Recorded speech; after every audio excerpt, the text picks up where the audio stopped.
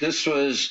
This was almost instantaneous to advance a narrative. Also, we see it every 2 years, every 4 years, every election. Democrats play this identity politics. Republicans racist, sexist, misogynistic, xenophobic, Islamophobic, etc.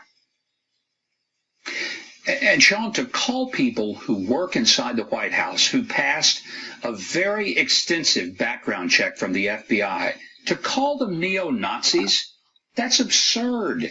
I mean, this is beyond irrational. This borders on the insane. I wonder, will some of these people need to be institutionalized because they have never been able to accept that Donald Trump was elected by the American people to be president of the United States? This is bizarre, and again, it defies all rational thought. Governor, haven't we ignored this game? You know, elect Republicans, black churches burn.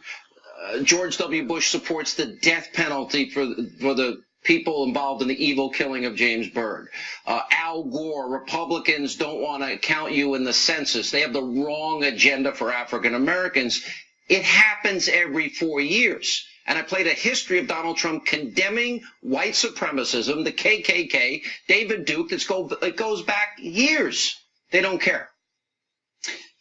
A lot of it has to do with the fact that they believe that the American public is as stupid as they are mean and hateful on the left. I mean, how else can you look at this? But one of the most bizarre things that I'm watching through all of this is that this is no longer an attempt to evaluate what they think is wrong with Donald Trump's presidency.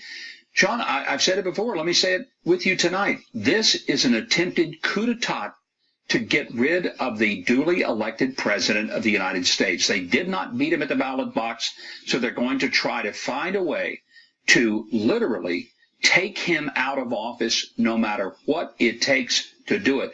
And that ought to really be an affront to every voter. But let me tell you, there's one way that we can know Donald Trump is not a racist. And it's a simple way. This is a 70-year-old man who lived most all of his adult life in the hot spotlight of public scrutiny.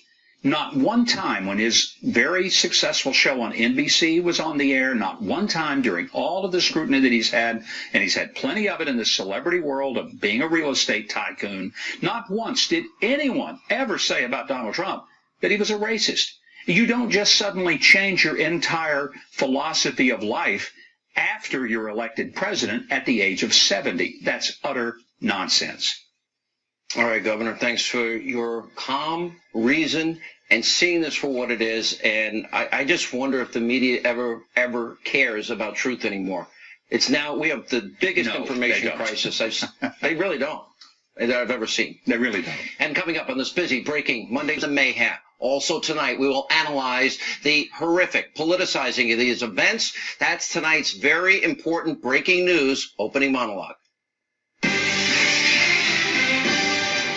What we saw take place in Charlottesville, Virginia over the weekend, it is disgusting, it is despicable. And it's really hard to imagine in this day and age that there are actually people out there that could do this to their fellow human beings. It's hard to imagine that there are people in this country that have these types of hateful, inexcusable, racist, white supremacist views. And it's also hard to imagine that there are still some people that have that high level of ignorance that, yes, live amongst us.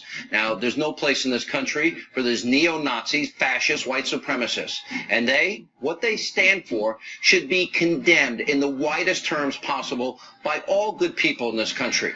What they believe in, it's the complete opposite of what the United States of America stands for. And sadly, we have seen way too much of these kinds of acts over the years.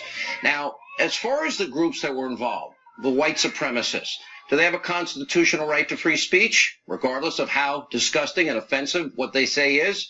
Yes. Unfortunately, that's how our First Amendment works. Even the American Civil Liberties Union, one of Trump's biggest outspoken critics, they defended the organization this weekend and their right to rally in court so that it's allowed to happen.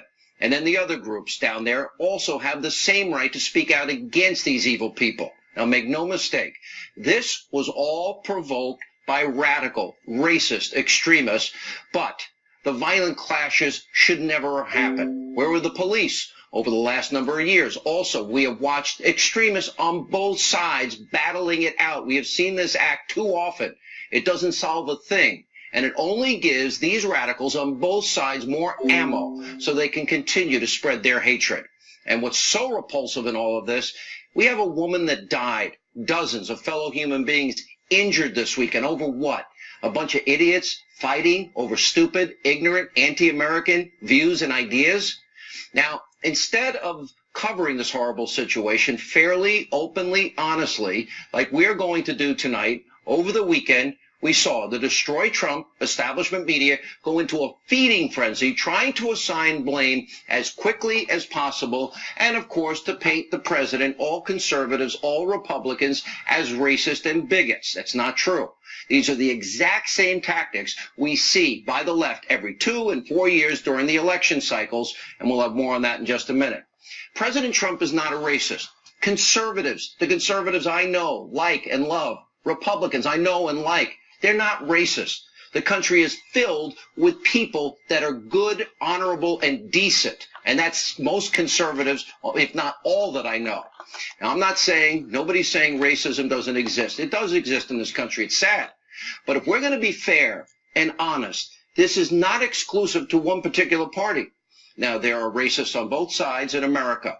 But most Americans, what are they? Good, great people. They condemn racism. They get up every morning. They work hard, play by the rules, pay their taxes, create goods and services that others want, need, and desire. And you know what? They raise their kids to be good people. You know, for all the white supremacists out there, you know what? There are others on the left, the Nation of Islam leader, for example, Louis Farrakhan, that are insane. It's a simple truth. But all we heard all weekend long from the left, the mainstream media, is that these extremists in Charlottesville this weekend somehow represent all conservatives, that the president supports them. He doesn't. All Republicans. And they attack the president again and again and again. Don't believe it? Take a look. If you're looking for the roots of why white supremacists and neo-Nazis felt emboldened to march on a college town, you don't have to look very far from the White House. We have a racist as a president because a man that cannot stand up and condemn the Ku Klux Klan and Nazism is a racist. He was a coward. He didn't have the spine to behave like the leader of the United States, and I feel that to be shameful. He's not only unfit to be president. In my book, his lack of empathy, his lack of leadership, his lack of courage, he's unfit to be human. Unbelievable. Unfit to be human. All right, let's go back. Let's take a look at the president's original comments on all of this. This all happened before a madman plowed into a group of people with his car. Here's what President Trump tweeted, quote, "We all must be united and condemn all that hate stands for. There's no place for this kind of violence in America. Let's come together as one." President also said, "We must remember this truth. No matter our color, creed, religion, or political party, we are all Americans first." And once it turned deadly, President Trump immediately came out and gave a statement. Here's what the president said. Take a look. "We condemn in the strongest possible terms this egregious display of hatred, bigotry, and violence on many sides. On many sides." Now, all weekend long, I, like many of you, watched the media going insane, acting like they didn't know what the president was talking about. They ran with a false narrative all weekend. Oh, big story. He didn't mention the groups by name. Well, it couldn't be more obvious, more transparent who the president was talking about. He was standing for equal justice under the law against racism. And the press, what did they do? They use a high-profile act of violence to bludgeon the president and conservatives politically. So predictable. Now, it was crystal clear what the president was talking about. But the press, they went after him anyway. And the Destroy Trump establishment media, they didn't care about the violence, seemingly, or the racial tensions they're creating, or the civil unrest as much as they cared about using this tragedy as an opportunity to attack people they disagree with, and in particular, the president, to try and inflict as much damage politically as possible. You know what? Just like they have done since November 8th. That's a simple truth. So President Trump, once again, he came out today. He condemned again what happened. And yes, he called out the groups by name. Take a look. "Racism is evil, and those who cause violence in its name are criminals and thugs, including the KKK, neo-Nazis, white supremacists, and other hate groups that are repugnant to everything we hold dear as Americans. But you know what? We all know that's not going to be good enough. The media's never going to be satisfied with anything the president says or does because it's not part of their ideology and narrative. They want to paint the president, conservatives, Republicans, as racist and bigoted by ignoring what he said this weekend, ignoring him over the years again and again and again, condemning white supremacists, people like David Duke. For example, let me give you an example. This is Donald Trump over the years, something the Destroy Trump media will never show you, condemning Duke, white supremacists. Look. What are your views on the Ku Klux Klan and white supremacists? I totally disavow the Ku Klux Klan. I totally disavow David Duke.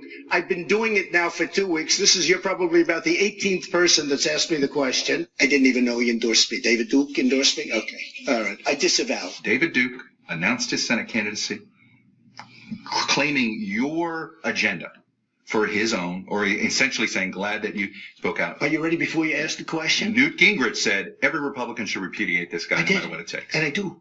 Rebuked. Is that okay? Rebuked. Rebuked. Done. What do you see as the biggest problem with the Reform Party right now? Well, you've got David Duke just joined. A bigot, a racist, a problem. I mean, this is not exactly the people you want in your party. Bigot, racist, rebuke, repudiate, want nothing to do with. Now, President Trump and the people that voted for him and that support his agenda, they don't like racists. They don't like bigots. They do not like what went down in Charlottesville. Conservatives that I have known my whole life. Republicans I have known my whole life. People like me. What was this election about? The forgotten men and women. The people that are out of work, in poverty, on food stamps. The doubling of our national debt. What was this election about? It was about getting jobs, getting our economy back in shape. It was also about keeping our country safe and secure. That's what this election was about. But yet every 2 to 4 years, the left, the Democrats, the media, they divide Americans by playing the race card every single election. Remember 1998 radio ad, Missouri, elect a Republican and black churches are going to burn. Or the James Byrd ad in 2000 when George Bush supported the death penalty for the guy that brutally murdered an innocent man by the name of James Byrd. For example, take a look throughout history. Many Republicans talk in coded racial language about takers and losers. They demonize President Obama and encourage the ugliest impulses of the paranoid fringe. If you accept the support of Klan sympathizers before you are president, you will accept their support after you're president. They're going to put you all back in chains. It's wrong what the leader of the Republican Party and this Congress are doing in blocking an accurate census because they don't want to count everyone that they don't think they can count on. Don't tell me we've got a colorblind society. Notice Al Gore changes his voice, his cadence, his tone. Well, in 1998, before a predominantly black audience, he even went as far as to say Republicans know that theirs is the wrong agenda for African Americans. They don't even want to count you in the census.